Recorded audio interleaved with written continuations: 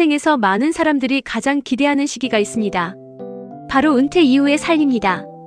수십 년 동안 직장에서 치열하게 일하며 가족을 책임지고 미래를 위해 돈을 모으며 살아온 시간들이 끝나면 드디어 자신을 위한 시간을 보낼 수 있을 것이라 기대하기 때문입니다.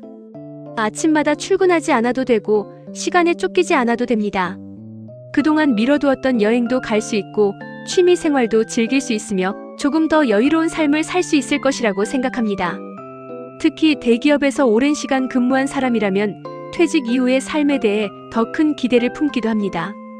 그동안 모아온 자산과 퇴직금을 바탕으로 안정적인 노후를 준비하고 때로는 월세가 나오는 투자를 통해 여유 있는 생활을 꿈꾸기도 합니다. 하지만 인생은 때때로 우리가 예상하지 못한 방향으로 흘러가기도 합니다. 평생 성실하게 일하며 모은 돈이 단 한 번의 판단으로 흔들리기도 하고 달콤한 말과 화려한 설명 뒤에 숨겨진 위험을 미처 보지 못하는 순간도 있기 때문입니다.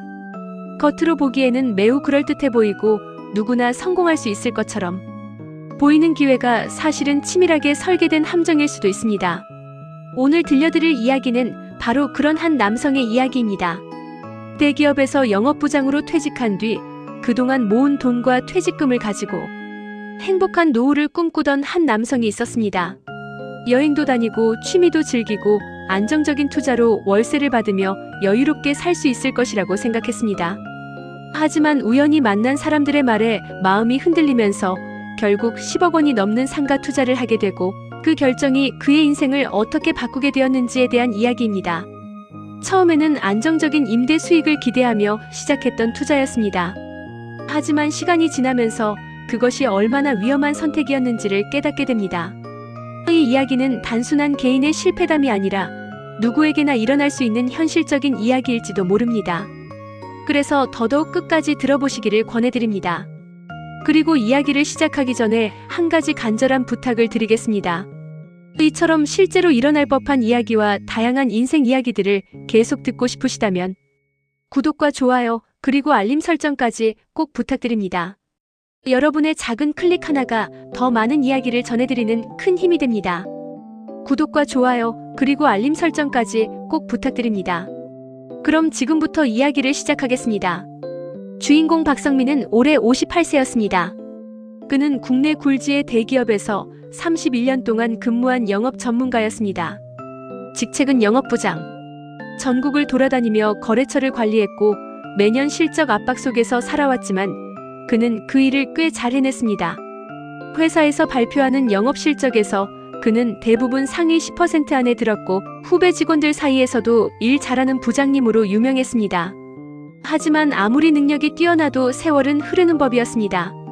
작년 겨울 그는 결국 명예퇴직을 선택했습니다. 퇴직식 날 후배들이 꽃다발을 건네며 말했습니다. 부장님 이제 좀 편하게 사셔야죠. 박성민은 웃으며 대답했습니다. 그래, 이제 좀 사람답게 살아봐야지. 그의 통장에는 그동안 모은 돈과 퇴직금을 합쳐 약 15억 원 정도가 있었습니다. 그는 요즘 매일 비슷한 생각을 하고 있었습니다. 이 돈으로 노후를 어떻게 보내면 좋을까? 여행을 다닐까? 작은 가게를 해볼까? 아니면 월세가 나오는 투자라도 할까? 그는 하루에도 몇 번씩 이런 고민을 했습니다. 그러던 어느 날 저녁이었습니다. 시간은 밤 9시가 조금 지난 시각. 동네 편의점 앞 야외 테이블에서 오랜 친구 김동수와 술을 마시고 있었습니다. 테이블 위에는 맥주캔 몇 개와 소주병이 놓여 있었습니다.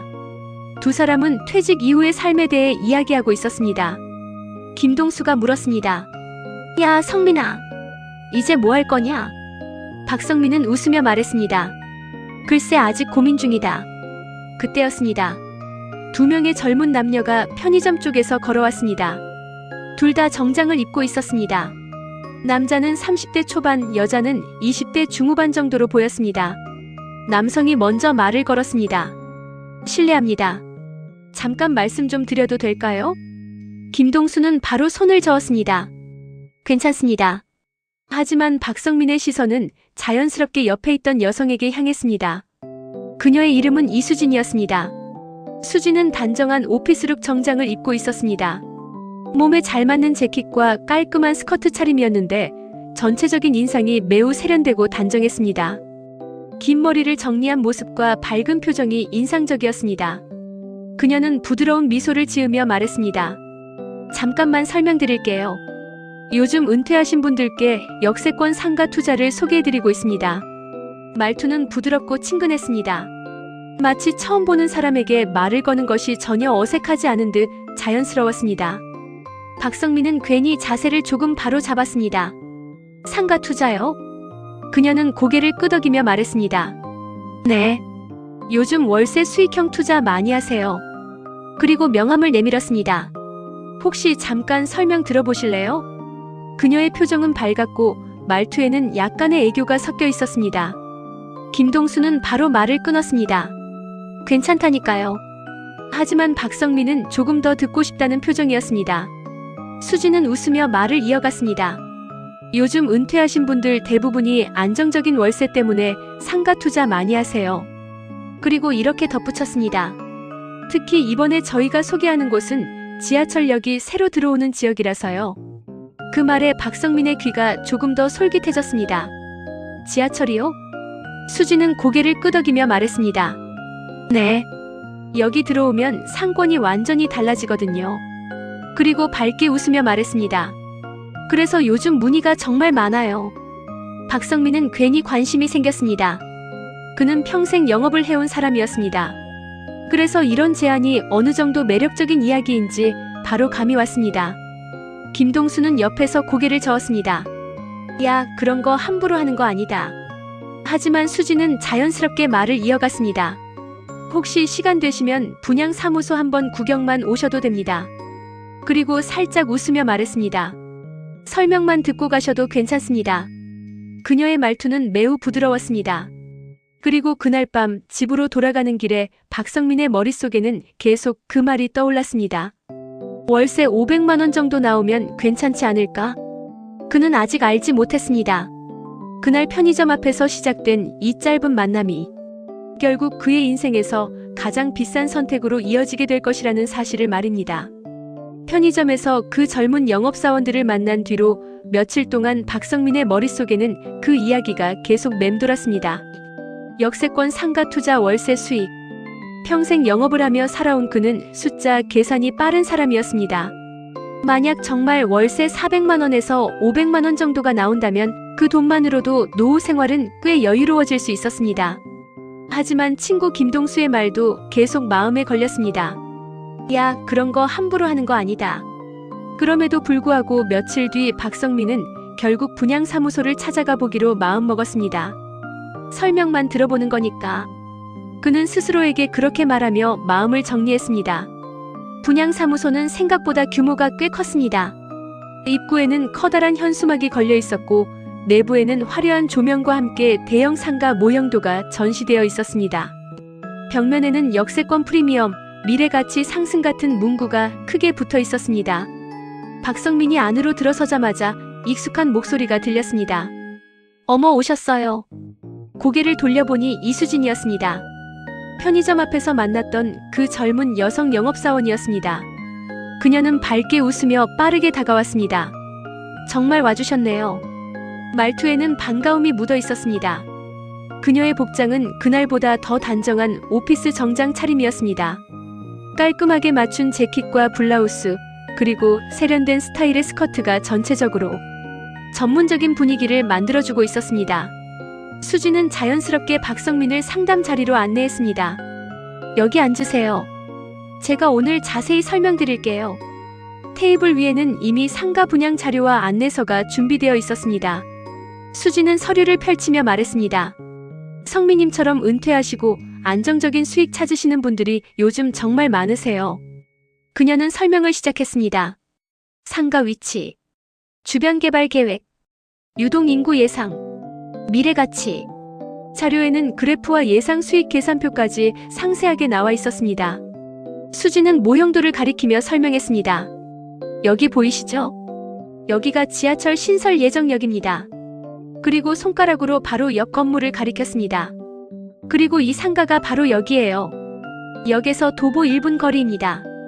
박성민은 고개를 끄덕이며 모형도를 바라봤습니다. 수지는 말을 이어갔습니다. 지금은 아직 개발 초기라서 가격이 낮은 편인데요. 여기 들어오고 상권이 형성되면 최소 2배 이상은 오릅니다. 그녀의 말투는 매우 자신감이 있었습니다. 박성민은 점점 집중해서 듣기 시작했습니다. 수지는 계산기를 꺼내 들었습니다. 예를 들어서요. 여기 한 칸 분양가가 10억 5천 정도인데요. 임대만 잘 들어와도 월세 400만 원 이상 충분히 가능합니다. 그녀는 밝게 웃으며 덧붙였습니다. 그러면 1년에 거의 5천만 원 가까운 임대 수익이죠. 그 말에 박성민의 마음이 조금씩 흔들리기 시작했습니다. 수지는 계속해서 설명을 이어갔습니다. 사실 요즘 은행금리 생각하면 이런 수익률은 흔치 않거든요. 그래서 투자 문의가 정말 많아요. 그리고 살짝 웃으며 말했습니다. 오늘도 몇 분 상담 예약돼 있습니다. 그녀는 말투를 조금 낮추며 말했습니다. 성민님이 관심 있으시면 좋은 자리 먼저 안내해드릴 수도 있어요. 그 말은 마치 특별한 기회를 제안하는 것처럼 들렸습니다. 박성민은 잠시 고민했습니다. 그는 평생 영업을 해온 사람이었습니다. 그래서 보통 이런 설명에는 쉽게 흔들리지 않는 편이었습니다.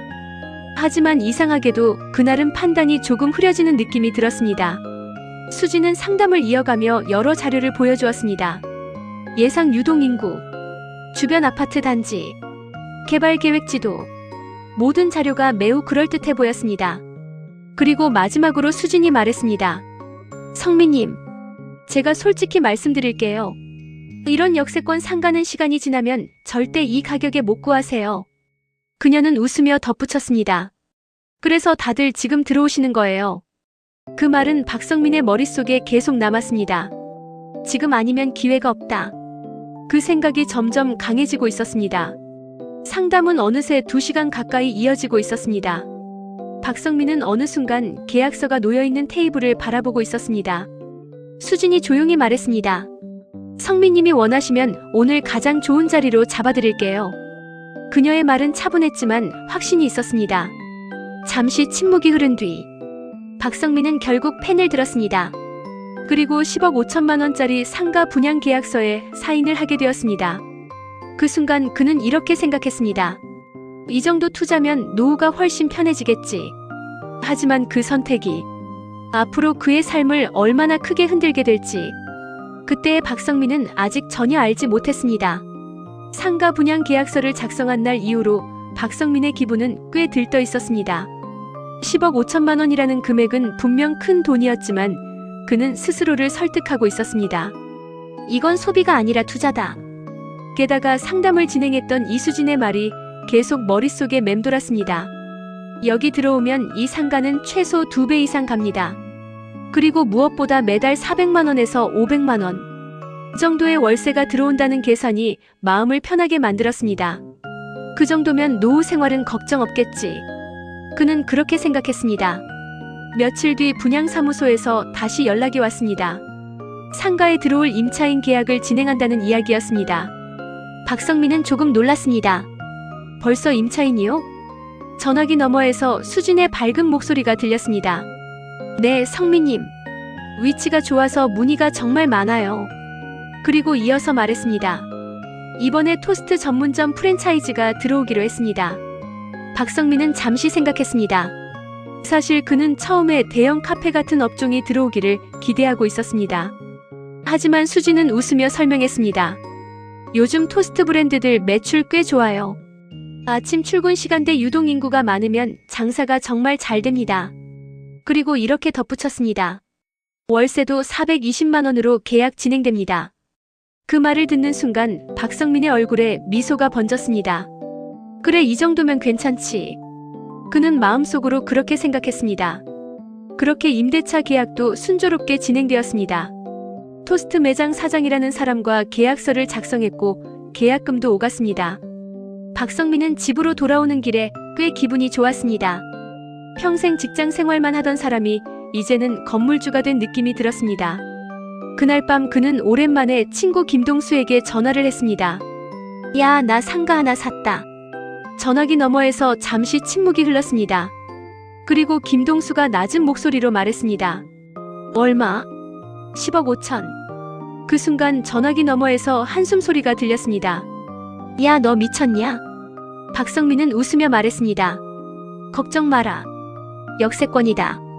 하지만 김동수의 목소리는 점점 진지해졌습니다. 야, 성민아. 그런 거 함부로 하는 거 아니다. 요즘 분양 사기 많다. 박성민은 조금 짜증이 섞인 목소리로 말했습니다. 야, 나도 영업 30년 했다. 속을 사람 아니다. 그렇게 통화를 마친 뒤 그는 크게 신경 쓰지 않았습니다. 그리고 첫 월세가 들어오기 전날 밤이었습니다. 시간은 밤 10시 20분. 박성민의 휴대폰이 울렸습니다. 전화는 김동수에게서 온 것이었습니다. 박성민이 전화를 받자마자 김동수는 다급하게 말했습니다. 야, 성민아, 너 혹시 진짜 상가 투자했냐? 왜 또 그래? 김동수는 잠시 말을 멈추더니 말했습니다. 이거 한번 봐라. 곧바로 인터넷 기사 링크 몇 개가 문자로 도착했습니다. 제목에는 이런 문장이 적혀 있었습니다. 역세권 상가 분양 사기주의. 지하철 예정지 미끼로 수십억 피해. 박성민의 가슴이 갑자기 불안해졌습니다. 그는 급하게 링크를 눌러 기사를 읽었습니다. 내용은 충격적이었습니다. 지하철역이 들어온다는 말을 믿고 상가를 분양받았지만 실제로는 계획 자체가 취소된 상태였다는 이야기였습니다. 박성민의 심장이 갑자기 빠르게 뛰기 시작했습니다. 설마. 그는 바로 휴대폰을 들고 이수진에게 전화를 걸었습니다. 하지만 휴대폰에서는 차가운 안내음이 흘러나왔습니다. 없는 번호입니다. 그 순간 박성민의 손이 굳어버렸습니다. 아니, 이게 뭐야? 그는 다시 전화를 걸었습니다. 하지만 결과는 같았습니다. 없는 번호. 이미 해지된 번호였습니다. 그의 머릿속이 새하얘졌습니다. 급하게 토스트 매장 사장에게도 전화를 걸었습니다. 몇 번의 신호 끝에 전화가 연결되었습니다. 여보세요? 박성민은 다급하게 말했습니다. 저 상가 건물주 박성민인데요. 전화기 너머에서 잠시 침묵이 흐른 뒤 상대방이 말했습니다. 아. 그리고 이어진 말은 더 충격적이었습니다. 죄송합니다. 가게 못 내게 됐습니다. 박성민의 목소리가 떨렸습니다. 무슨 말입니까? 상대방은 짧게 말했습니다. 계약 파기하겠습니다. 계약금도 안 돌려주셔도 됩니다. 그리고 전화는 그대로 끊어졌습니다. 그 순간 박성민은 모든 것을 깨달았습니다. 그 상가는 대규모 분양 사기였습니다. 가장 큰 문제는 지하철역 계획이었습니다. 며칠 뒤 확인한 결과 그 노선은 이미 몇 달 전에 전면 백지화된 상태였습니다. 그 사실을 알고 있던 사람들은 분양사뿐이었습니다. 결국 박성민은 3억 원에도 팔리지 않는 상가를 10억 5천만 원에 구입한 것이었습니다. 그날 밤 그는 거실 소파에 앉아 한참 동안 움직이지 못했습니다. 머릿속에는 분양사무소에서 들었던 말들이 계속 떠올랐습니다. 지금 아니면 기회 없습니다. 역세권 프리미엄입니다. 월세 500만 원 충분히 나옵니다. 그 말들은 모두 거짓말이었습니다. 그 이후 박성민의 삶은 완전히 달라졌습니다. 상가는 팔리지 않았고 임차인도 들어오지 않았습니다. 하지만 대출 이자는 매달 나갔습니다. 매달 수백만 원의 이자가 통장에서 빠져나갔습니다. 그는 결국 깨달았습니다.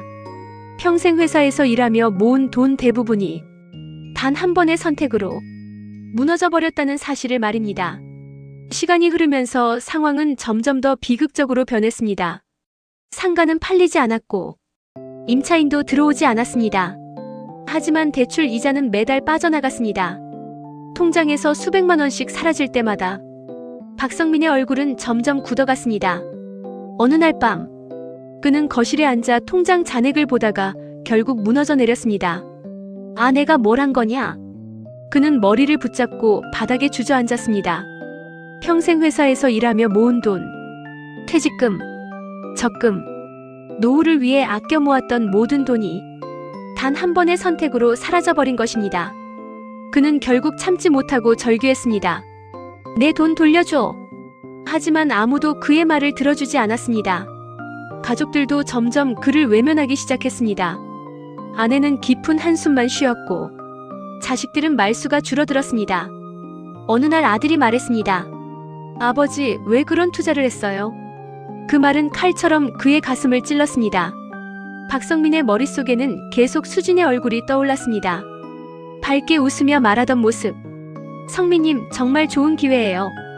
그 웃음이 이제는 비웃음처럼 느껴졌습니다. 그는 이를 악물었습니다. 그 여자 날 속였어.